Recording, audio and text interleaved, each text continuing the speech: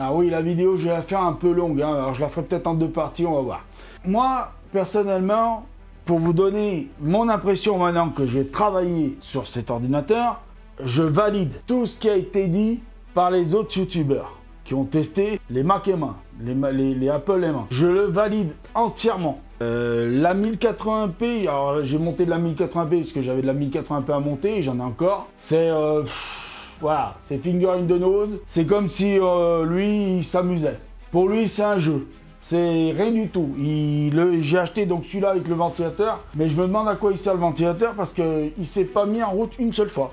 Mais quand je vous dis pas mis en route une seule fois, c'est pas une seule fois. Là, il est allumé, il est sur Final Cut, et depuis ce matin, il est sur batterie avec un disque dur externe. J'ai 48% de batterie et il est quand même pas loin de 4 heures.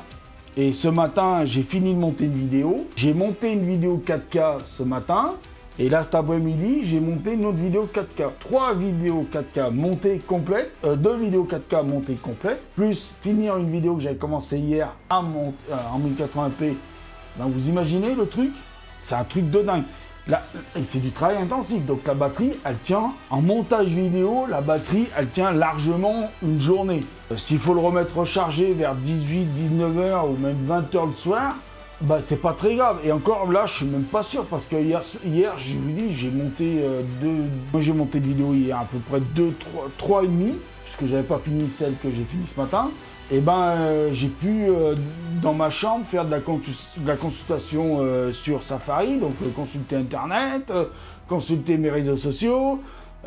Et quand j'ai été me coucher, j'ai éteint l'ordinateur, il avait encore de la batterie. Je l'ai mis en charge à ce moment-là pour avoir pleine charge batterie ce matin. Donc, pour vous dire, c'est le jour et la nuit par rapport aux anciens ordinateurs. D'accord? C'est le jour et la nuit. Ça n'a rien à voir.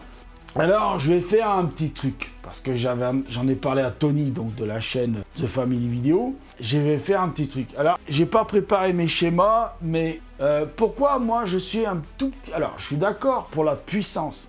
Pour la puissance, ça bat des Mac Book Pro à 4 000 €, à 6 000 €, comme Jojol le dit, lui, son Mac à 6 000 €. Ça le bat, comme un dit je sais plus qui, son Mac configuré à 4 000 €. Ça le bat à plat de couture. Ça, c'est clair que ça le bat à plat de couture. C'est de la puissance brute, ce M1. Vraiment. Je me demande ce que ça va être les M2. Il y a un bruit qui court, qu'il y aurait un M1X qui sortirait, mais ça, c'est à prendre avec des pincettes parce que c'est pas sûr. Je sais que cette chaîne, elle n'est pas là pour parler de technologie, elle est plus là pour parler d'astronomie. Mais n'empêche que cette machine, elle va servir pour les futures vidéos d'observation et tout bastin. Et elle va servir, et cet ordinateur va servir pour plein de choses. Je vous en parlerai au fur et à mesure, jusqu'à que j'ai toutes les trucs, les machins, les logiciels, j'aurai tout mouliné le truc. Je vous en parlerai au fur et à mesure de ce que ça va m'apporter cet ordinateur pour la chaîne et pour parler d'astronomie. Je vous jure que c'est un truc de dingue. Maintenant, je vais faire un petit truc, une petite rectification simple, vous allez le comprendre.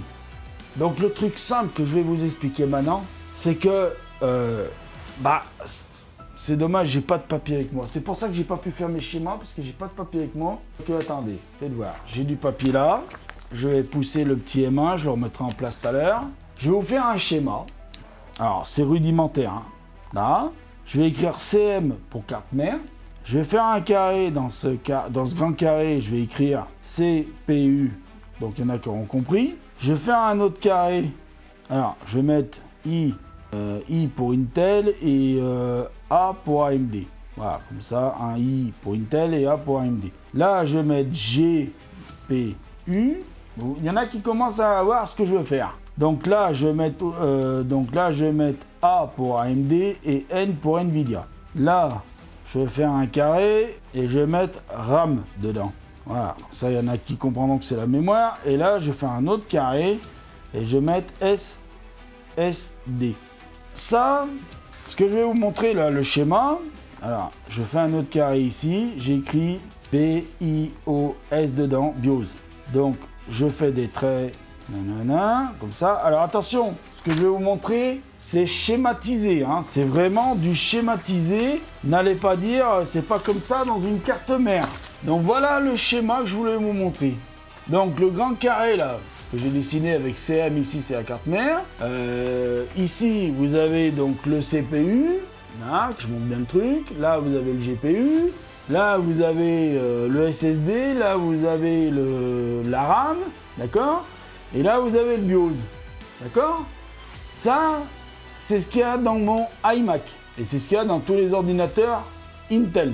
Et vous allez comprendre mon discours après que je vais vous faire le deuxième schéma. Donc je fais un deuxième schéma. Donc pareil, je redessine une carte mère. Je vais la dessiner différente. Donc je vais écrire CM pour carte mère. Je vais faire un gros carré. Voilà, attendez, je recommence parce que je vois que là, ça va pas tout rentrer. Donc je vais faire un peu plus gros, mais vous inquiétez pas, c'est pas de cette taille-là. Hein. Donc je vais faire donc CM pour la carte mère. Donc je vais faire un énorme gros carré.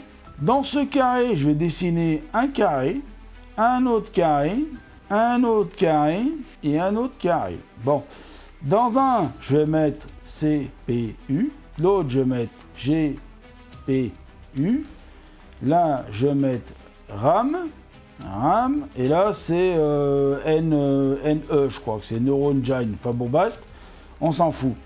Et là, je vais faire un autre carré où je vais écrire SSD. Et je vais écrire donc CM pour carte mère, mais je vais rajouter dans un petit encadré M1. Donc, attendez, je prends 2 feuilles parce que sinon, nanana. Donc voilà le schéma du MacBook Pro M1, du Mac Mini M1. D'accord? Vous avez compris?